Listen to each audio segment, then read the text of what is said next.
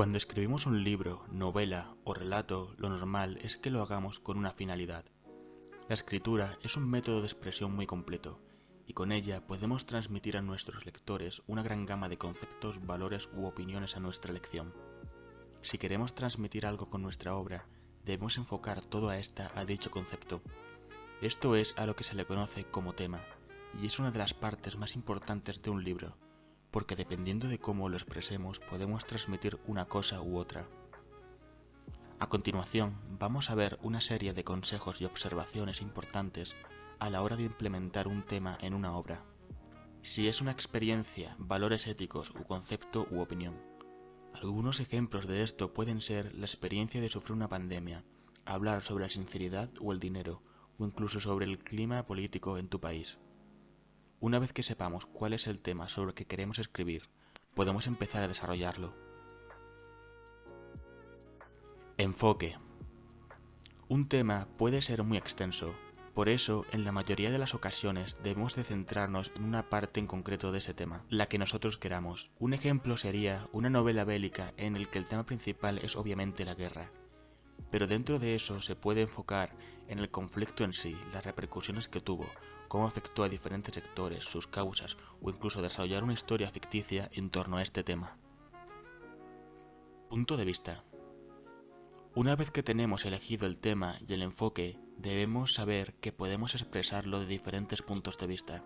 Tenemos que dejar muy claro en nuestra obra el punto de vista que queremos dar, ya que reflejará nuestras intenciones. Un ejemplo muy claro puede ser una obra que trate sobre la esclavitud, ya que al escribir podemos dar a entender que la estamos apoyando o que la estamos denunciando. Debemos tener en cuenta que en una obra podemos tener dos puntos de vista, el del narrador, el cual cuenta y narra los hechos según su criterio, y el del protagonista, el cual dependiendo del rol que tenga en la historia mantendrá un punto de vista u otro, aunque esto tiene más que ver con la trama. Por último, en relación al punto de vista, hay que decir que también se puede escribir un libro sin un punto de vista concreto, para lo que hay que ser muy objetivo y ceñirse a los hechos tal y como fueron, sin dar ninguna opinión. Para ver cómo se integraría todo esto en un libro, vamos a analizar un fragmento de una historia ficticia. El pequeño Timmy salía de su pequeña casa en Nook Avenue, dispuesto a trabajar otro día más en la fábrica de algodón. Era tan temprano que el sol aún no había salido, lo que hacía que el frío entrara por los agujeros de sus botas rotas.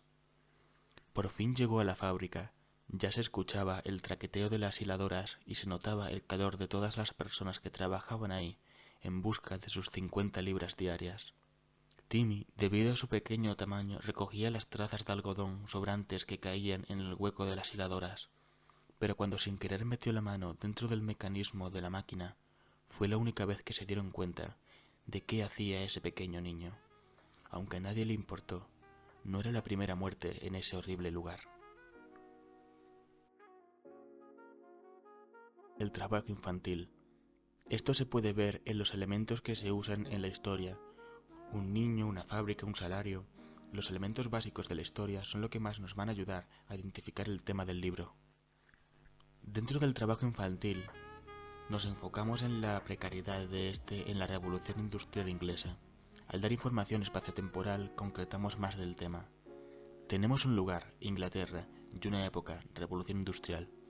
Además, si seguimos la trama, deducimos la situación en la que se encuentra nuestro protagonista, ya que además de trabajar por muy poco dinero, hace un trabajo muy peligroso siendo aún un niño.